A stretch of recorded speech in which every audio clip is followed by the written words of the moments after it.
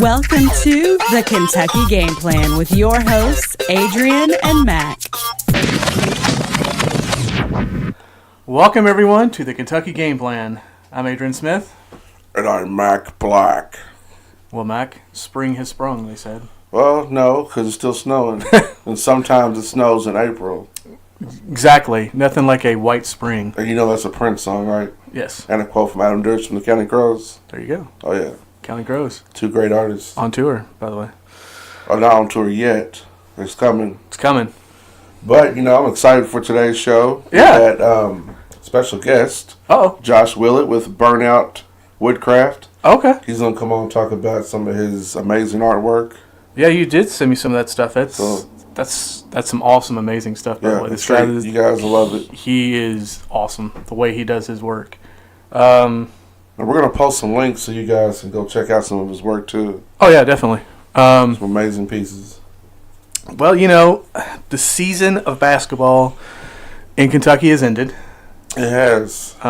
First off, I want to thank all the universities, the coaching staffs, and the players for giving us one hell of a season. Yep. Western Kentucky, U of L, and U of K. Bellarmine.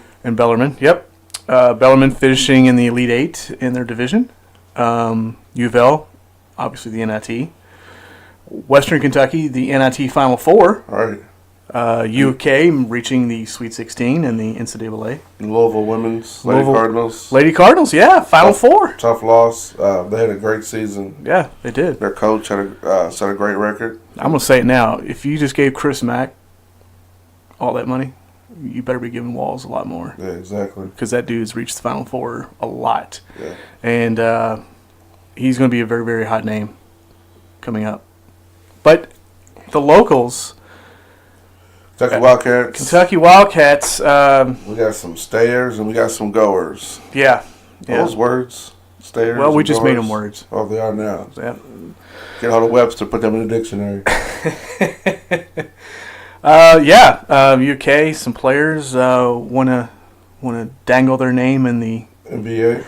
Everybody wants to be an NBA star. Nothing wrong with that. Yeah. A lot of these guys grew up as kids, visualizing and dreaming of being in the NBA. So, what better place to come from to go to the NBA? Yeah.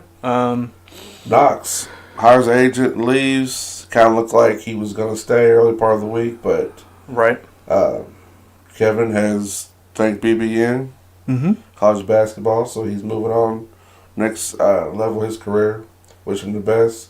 Alexander, I haven't heard anything about him yet. He's supposed to make an announcement this upcoming week, so we'll see what happens there. I wish he would come back because they're going to need him. They need leadership, that his vision. Well, with the point guard, the point guard exactly. position, he did it upright his first season there at UK. I mean, tons of talent around him, don't get me wrong. But Alexander, man, 14 points, 5 assists, 4 rebounds a game. He was the motor of the team. Yeah, I mean, when he was going, that team was winning. Like you said, Kevin Knox, he's hired an agent. Tom Wynyard. He's got the NBA build. They say, he's a top 12 pick. He finished 15 points, 5 rebounds a game for Kentucky Wildcats. So I know he talked a lot about his next step in his career with his dad. Okay. His dad played on a professional level, so right. He had a long talk with him and his family to make sure he's making the right decision. Also, P.J. Washington putting his name in the hat. No agent, though. No agent. So I guess he's going to see where he stands as far as his skill set and get some feedback from the combine. He averaged 10 points, 6 rebounds, by the way, for Wildcats. Yep, he turned it on. I'd love to see him come back as well. Yeah, it's always good to have some leadership and some experience on your team. You have to. I know Cal is probably one of the greatest recruiters in college basketball history, and he's all about the top talent as far as the one and done situation, which I could see that ending in the next year. Diallo. Yeah, Diallo, he's put his name out there too. I didn't hear that. Well, I mean, he's not going to hire an agent, but from my understanding, he's leaning towards So what do you like with PJ Washington, season before right? Okay. So Jamal Baker, I look for him to come back. He didn't get to actually play because of his injury, of course. Right. Richards, haven't heard anything about him.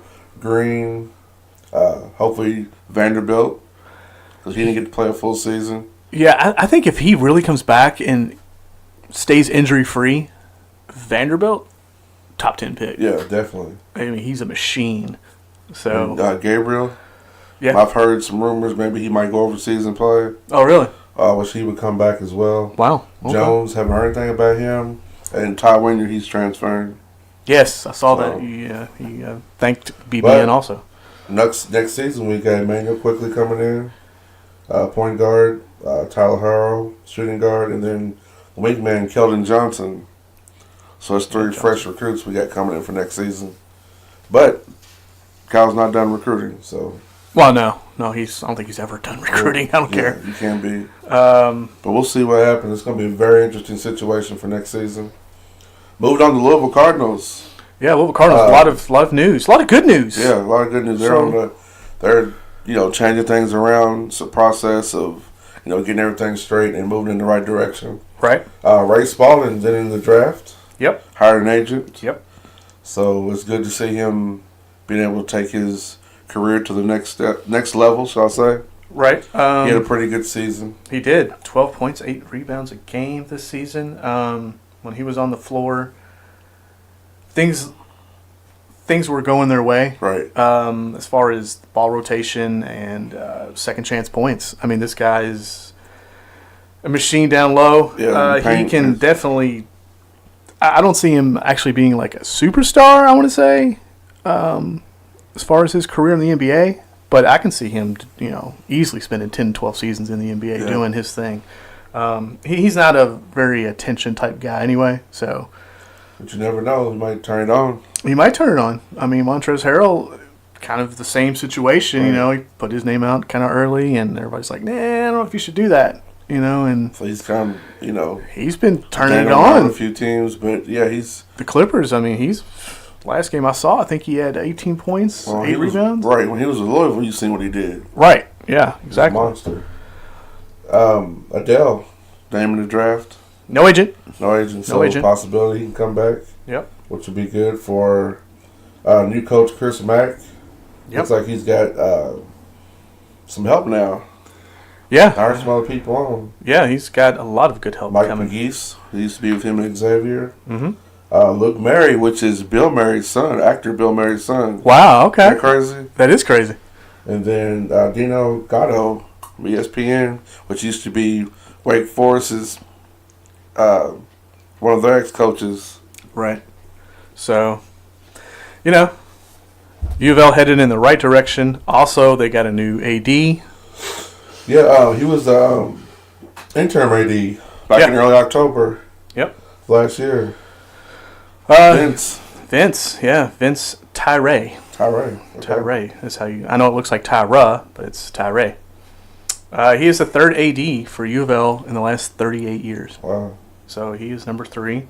Follows in the steps of Bill Olson from 80 to 97, and obviously Tom Jurich from 97 to 2017.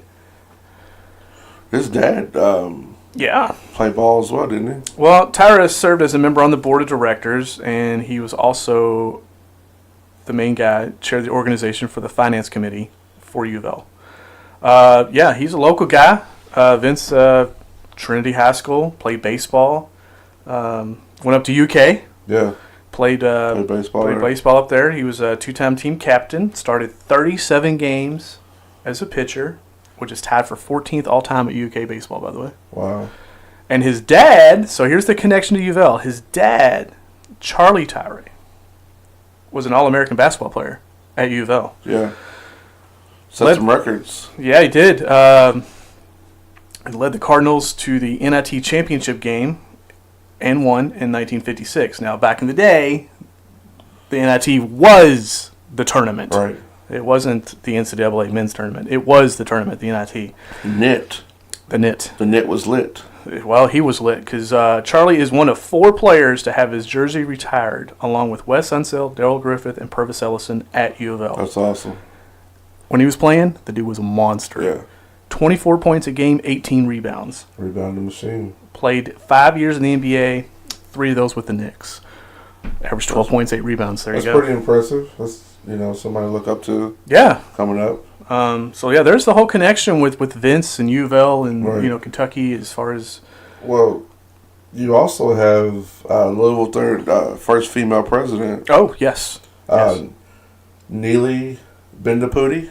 She's from Kansas. She was a provost and executive vice chancellor of School of Business Okay. when she was at Kansas. So, Well. watch some of her, the video of her when she gave her speech when she was first introduced, and seems pretty excited to be here. Looks like she's going to make sure things are, going in the right direction. Set in stone, yeah. Yeah, so they're, like I said, U of L is cleaning, their cleaning process is, still rolling along. Right, in a positive way. Exactly, so that's we'll see what happens here in the next couple of years or so. Yeah, I mean, these people they brought in know what they're doing, got connections, got ties. I look at it like this, with the whole U of L men's basketball and the new coach and assistants coming in, if they get on the right track quickly,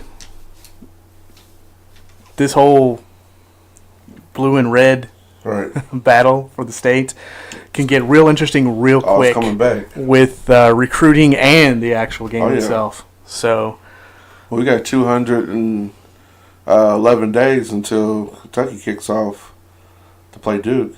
Okay. That's going to be the first game of the season. You did send me that, So I'm counting down myself. So you already started your countdown, huh? Yeah. Okay. Women's basketball national champions, Notre Dame. Yeah. Congrats to them. Yeah, doing their job, man. Hell of a game. Yeah. Enrique hit that three-pointer with just a tenth of a second left to secure the victory.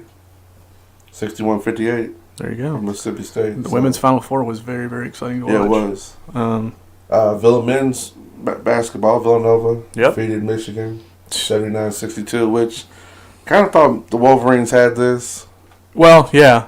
I mean, after they kind of came back and did And the win against... pretty much killed Loyola Chicago. Loyola Chicago, exactly. Yeah.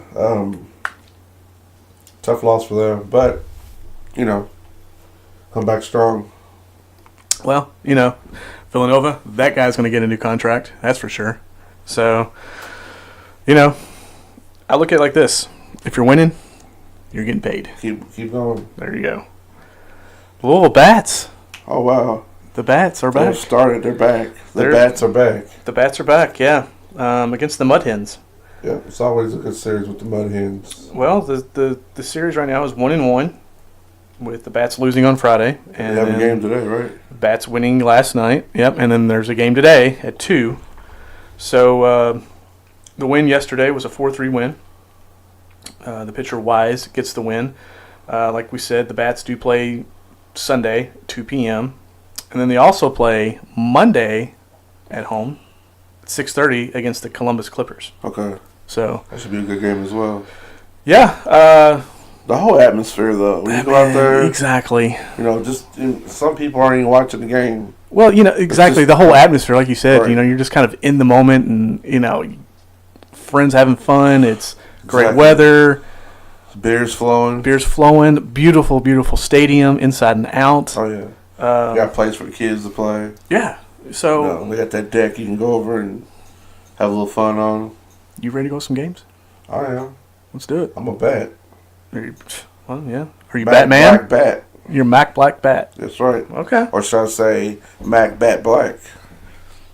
That sounds more efficient. Okay. Yeah. That's official now. It's official.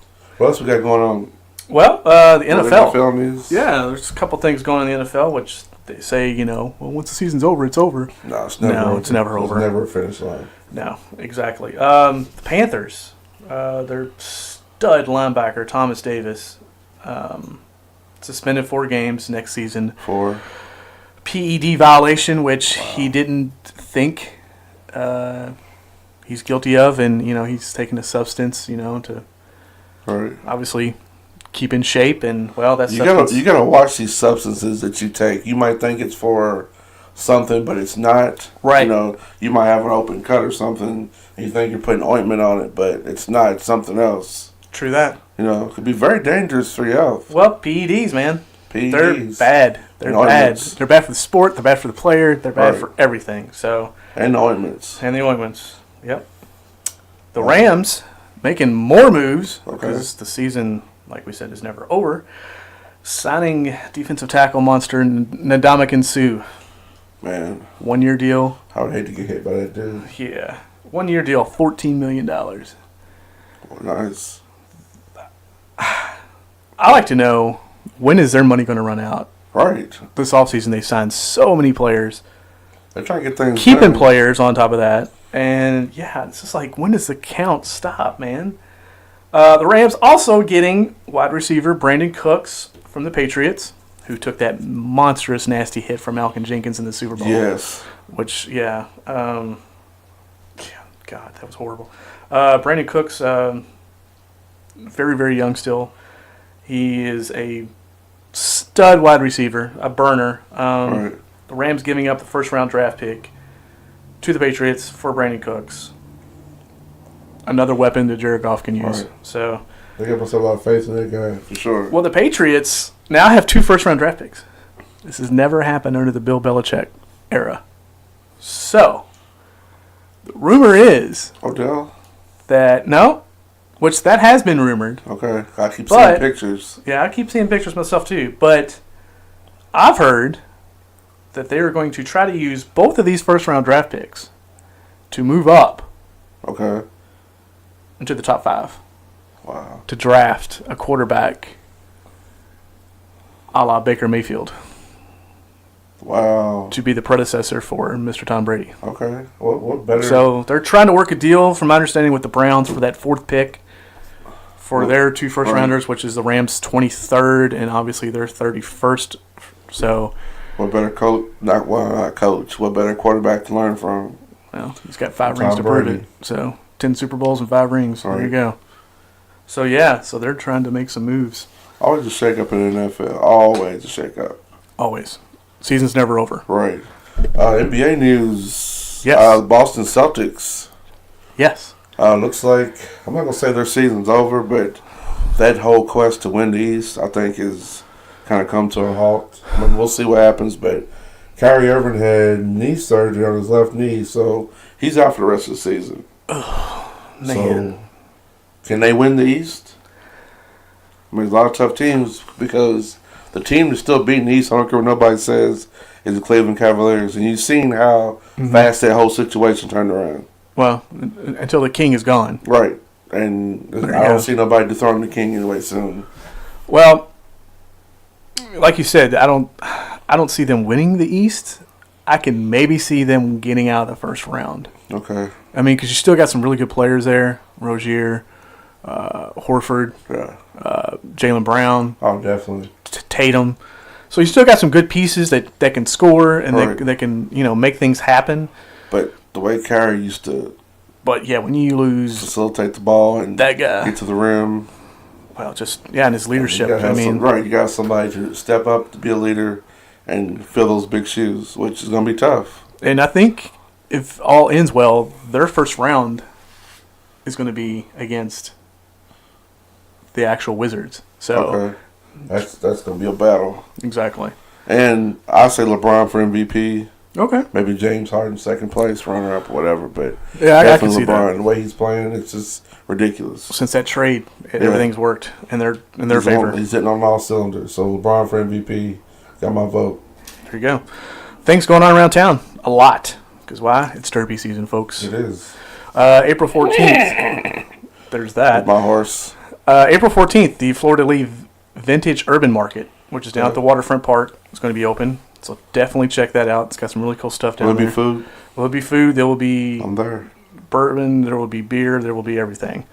Obviously, April 21st, Thunder over Louisville, Waterfront. Yeah. Get your tickets all downtown. You going? I don't know. We didn't go last year, but, we'll see. The weather's good. All depends on the weather for me. It rains or it's cold. Yeah, it all depends on the weather for me. Yeah. April 24th, Taste of Derby Festival, which is going to be at Slugger Field. So, that should be delicious. It should be delicious, yeah. April 26th through the 30th, down at Waterfront Park is the Chow Wagon. Oh, definitely love the chow wagon. So, yeah, get your Yes, Pegasus sir. pin for that. Double-fisted corn dogs going down. There you go. April 28th, Awards and Arts. It's the Fund for the Arts, which is also benefiting the Jennifer Lawrence Arts Fund. Awesome. It will promote and celebrate 7 local artists in the greater And Louisville we area. gotta get her on the show. Let's try. Yeah, definitely. May 3rd, here you go, Derby Soundstage. Lil Wayne and Cardi B. Lil Wayne. Lil Wayne, he's back. He's back. That's my Wayne impression. Well, there we go. Sounded good. All right. Sounded professional. When we get Wayne on the show. Hey, if he's in town, why not? Yeah. So there you go. All right, guys.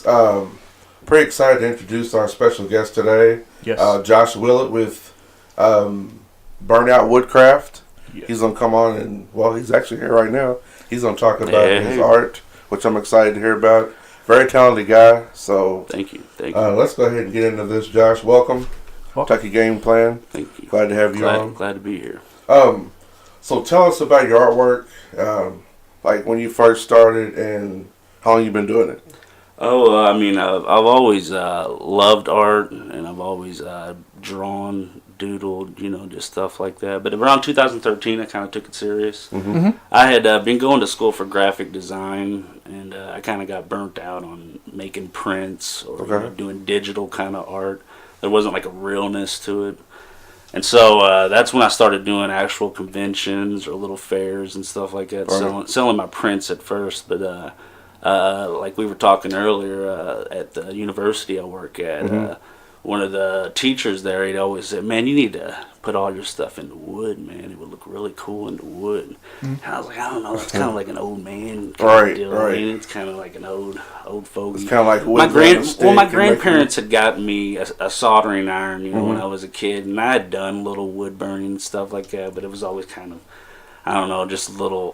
Nothing real serious. Yeah. And so I actually started taking my artwork and putting it into wood and burning it into wood, and I kept getting better and better at it. And I actually started putting that into my little fairs that I do, and I do a really cool fair, Market for Mischief, here in Louisville. Okay. It's, that a lot of it gets a lot of my horror type stuff, a lot of my Frankensteins. It's kind of an offbeat. Your favorites. Yeah, it's an offbeat kind of fair. They used to do it at South Shelby. The last one was at 4th Street Live, actually. Okay. And I think they're going to be this time around.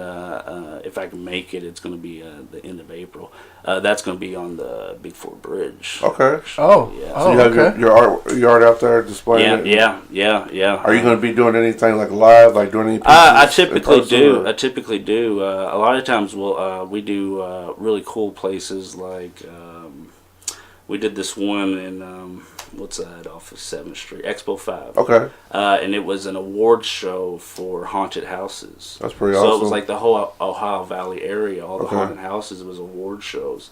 And I remember that we got a lot of traction there of just doing like memorial ornaments and little things like that. Now I can't typically put like all my little things like lacquer and stain and make it look really great at shows like that, but it is cool. So it just looks kind of raw? Yeah, it's still raw. Yeah, and that's cool just to make little things like that for people at shows. Yeah, I'm sure the kids definitely love it. Yeah. Is there certain woods that are better than others? I've worked with all kinds of woods. Typically, I work with like a beech wood or a pine or something like that. But like for our wedding, I did our signing on a piece of walnut. Okay. And it's a little bit darker, but it turned out beautiful, and the dark burn into it. It was really nice. But typically work with a lighter wood.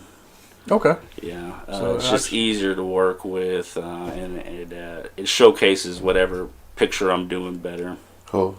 So what inspires you to do some of these pieces? And it all boils down to music for me. I started off loving music when I was really young. I watched. I don't know if you've ever seen the movie with Robert Downey Jr. Heart and Souls. Yeah, I remember that. Yeah, where he's born the exact night that a bunch of people die in a bus crash. Yeah. Okay. And they end up becoming ghosts that are supposed to get their final blessings done through him. Mm-hmm. Oh. But they don't realize that until he's much older, because he loves them when he's a baby, but when he's older, they try to make him forget about them so he can live his life. And then they realize that they have to get their stuff done through. But the whole movie boils down to the song "Walk Like a Man" by Frankie Valli and the Four Seasons. Okay. And I was 6 years old when that movie came out, and I had to get that cassette tape. So it just stuck with you. Cassette tape. There we go. Yeah, it started off with Frankie Valli, and Who's it like, grew into Kiss. I was a big Kiss Okay. fan, but I've learned as an adult not to talk too much about Kiss. 'Cause Right. people could be judgmental about your music taste when you're talking too much about Kiss. We wouldn't judge you.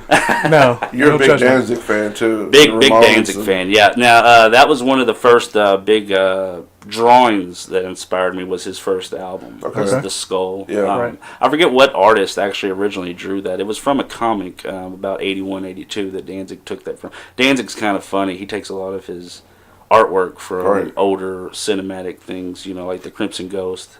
And the actual name of the band Misfits comes from the Marilyn Monroe movie. Yeah. Right. But yeah, that Danzig skull, when I was drawing it at 8 years old, kind of scared my mom. But she always loved all of my art. So. Hey. I mean, you're super talented, dude. I mean, Thank you. When you used to sit and doodle the pieces, the Sharpie pieces. Yeah. Yes. Now I use a bunch of different kinds of microns and Faber-Castell markers, but it all boils down to kind of a Sharpie art. Yeah. But yeah, man, that's what I call it. I just call it the Sharpie art, Oh, and I'll make those into prints. And it's all amazing. Thank you. So you got anything going for the Derby? Like any pop-up shops or? Not anything really currently. I should have looked it up, but Sullivan University for the past year has been doing what they call the LOAF, the Louisville Open Air Fair. I've seen that. Yeah, it's on Bargetown Road, right there at the College of Pharmacy, right next to the Waterson Expressway. There you go. And it's always an open outside. We've been blessed. I think we've had 2 of them with great weather. We had one last spring, or one last summer, and then one in the fall. Right. But we'll be having that in May. So you get to showcase some of your art there? Oh yeah, definitely. I'll have a whole pop up, with 2 tables. Last year I actually did it with Kurt Huntley. Okay. And he was able to showcase. I mean, that guy is amazing. He is. I've seen some of his work. Yeah, I think he goes by Mr. Woodburner on Facebook. But, what are your prices? Like what are the pieces? Typically, I start off with like a 9x12. I'll tell people that's $40. I do, smaller pieces, and, usually if I do ornaments, they're about $8, depending on the piece. But and I can go all the way up to 16x20 these days. Those go for $60. Okay. But I keep it pretty simple with the pricing, definitely, man. So you can, and I work with people, what I mean. I can barter. Right. Nothing wrong with that. Yeah. A lot of people don't barter anymore, so it's good to bring back the old bartering system. No. And I love trading with with other artists at fairs. That's one of the fun thing about fairs is when you meet other artists that respect your work and you can trade up with them. Exactly. So it's kind of just like telling your stories and just showing off your artwork, showing their artwork, and just kind of like everybody coming together. Yeah. Is there a certain type of burner you use to do? Oh, I just use your typical $12 one that you can get at any Walmart or Hobby Lobby. Okay. I've learned you can buy ones that are like $25 at like a Hobby Lobby that are a little bit better, but they have where you can set the time or set the how much the heat is on it, but I always find those just a little too much to work around. I really like to keep it simple on those things, but I mean you can buy ones up to $200 that are probably great, but I just have never bought those. Well, sometimes, but people trip out when they see it's just a soldering iron. Just a little. No, hey, if you know how to use it, there you go. What is your outlook? Because I know you're a sports fan for the U of L basketball going forward. Ooh, well, I mean, I think there's a lot of positive to look into right now, not just within the basketball program, but the whole university, with they just named the athletic director finally. And I think they had to name him right before they, right around the time that they actually named Chris Mack as the head coach, that we can't just have interims running around, It's an asylum. Yeah, but and the president, that's really cool, and She seems pretty happy to be yeah, there. yeah, and she seems like she's excited, for all the academics and the basketball, Right. so all the sports. But I hope it's good. Yeah. It's just Chris Mack just isn't proven to me whenever he's been the higher seed in the tournament, but It's gonna be interesting. I think it's a step in the right direction for the whole university. But the Petrino eras never last. Dude. right. No, they never do. You're right. Never do. Well, Josh, glad to have you on, man. Thank you. Very inspired by your work. It's a pleasure. You guys out there, follow him on Facebook at Old Burnout, Instagram Old Burnout as well. It's OLBURNOUT. And definitely don't forget to follow us Instagram at @the_KY_ game plan, Facebook at the Kentucky Game Plan, and at Twitter at the KY Game Plan. Thanks for listening, folks. I'm Mac Blake. I'm Adrian Smith. Thank you for listening to the Kentucky Game Plan.